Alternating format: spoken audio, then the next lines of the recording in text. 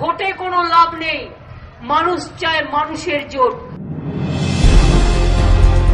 CPM কংগ্রেসের জোট উদ্যোগকে বর্ধমানের সভা থেকে ফের কটাক্ষ করলেন মমতা বন্দ্যোপাধ্যায়। 24 ঘন্টার মধ্যে দ্বিতীয়বার। সোমবার আনন্দবাজার পত্রিকাকে তিনি বলেছিলেন, সিপিএম এত লালায়িত কেন? ওদের দেখে আমার করুণা হচ্ছে। শেষে কিনা কংগ্রেসের সঙ্গে জোট করার প্রস্তাব দিতে হচ্ছে। এতেই বোঝা যাচ্ছে রাজনৈতিকভাবে ওরা দেউলিয়া হয়ে গিয়েছে, একা লড়ার মুরদ নেই। কিন্তু মমতার উদ্দেশ্যে বিরোধীদের পাল্টা প্রশ্ন, একা লড়ার মধ্যে যদি গৌরব থাকে তাহলে মমতা বন্দ্যোপাধ্যায় কখনো বিজেপি কখনো কংগ্রেসের সঙ্গে জোট বেঁধে কেন লড়েছেন? তার কি তখন একা লড়ার মতো ক্ষমতা ছিল না? আনন্দবাজার পত্রিকাকে মমতা বন্দ্যোপাধ্যায় আরো বলেছেন, জোট হয় আদর্শকে সামনে রেখে, কিন্তু সিপিএম এর এই জোট প্রস্তাবে যে কোনো আদর্শের স্থান নেই তা স্পষ্ট। ওদের একটাই লক্ষ্য, ক্ষমতা দখল। কটাক্ষে সুরে সিপিএম এর প্রশ্ন, আদর্শের কথা কি মমতা বন্দ্যোপাধ্যায়ের মুখে আদৌ মানায়? কংগ্রেস থেকে জীবন শুরু করার পর 1998 সালে নিজের পৃথক রাজনৈতিক দল গড়ে সবার প্রথমে ঘোর কংগ্রেস বিরোধী বিজেপির সঙ্গে জোট বেঁধে লোকসভা ভোটে লড়েছিলেন মমতা। 1999 সালে লোকসভা নির্বাচনেও সেই বিজেপির সঙ্গেই ছিলেন তিনি। 2001 সালে বিধানসভা ভোটে আবার সঙ্গী বিজেপি ছেড়ে কংগ্রেসের হাত ধরেছিলেন মমতা বন্দ্যোপাধ্যায়। এরপর ফের জোট সঙ্গী বদলে বিজেপির সঙ্গে ভোটের লড়াইয়ে নামেন তৃণমূল নেত্রী। সিপিএম এর প্রশ্ন, 2002 সালে গুজরাট সংঘর্ষের পরও কোন মতাদর্শের কথা মাথায় রেখে 2004 সালে বিজেপির হয়ে জোট করে লোকসভা ভোটে লড়েছিলেন মমতা বন্দ্যোপাধ্যায়? পরে কখনো বিজেপি আবার কখনো কংগ্রেসের হাত ধরেছেন তৃণমূল নেত্রী। কোন আদর্শে বারবার এইভাবে সঙ্গী বদল? এই প্রশ্ন এখন তুলছে তৃণমূল বিরোধীরা। জোট নিয়ে মমতার কটাক্ষের জবাব দিচ্ছে সিপিএম। অনেকে বলেন যে কি জোট হবে, কি জোট হবে, মানে ভোট আসছে সেই জন্য জোট জোট জোট করছে।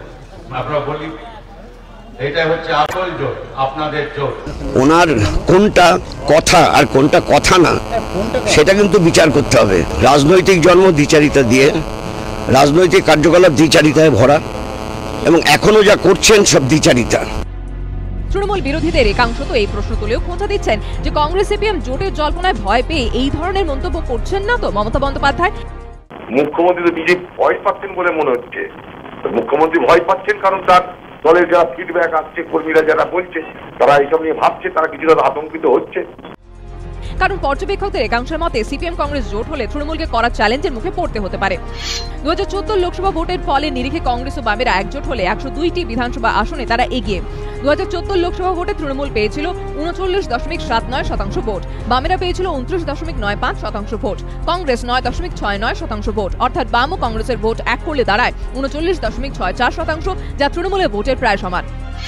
তাছাড়া লোকসভা নির্বাচনে বিজেপি এই রাজ্যে 17% ভোট পেলেও 2016 নির্বাচনে সেই ভোট কমার সম্ভাবনা জোরালো বলেই মত রাজনৈতিক পর্যবেক্ষকদের একাংশের।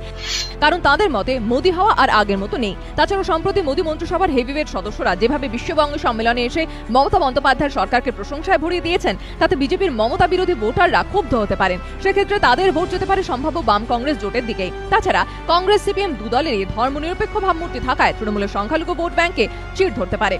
এই সমীকরণগুলোর কথা মাথায় রেখেও কংগ্রেস সিপিএম সম্ভাব্য জোটকে আক্রমণ করতে শুরু করলেন না তো মমতা বন্দ্যোপাধ্যায়? প্রশ্ন রাজনৈতিক মহলের একাংশে। এবিপি আনন্দ।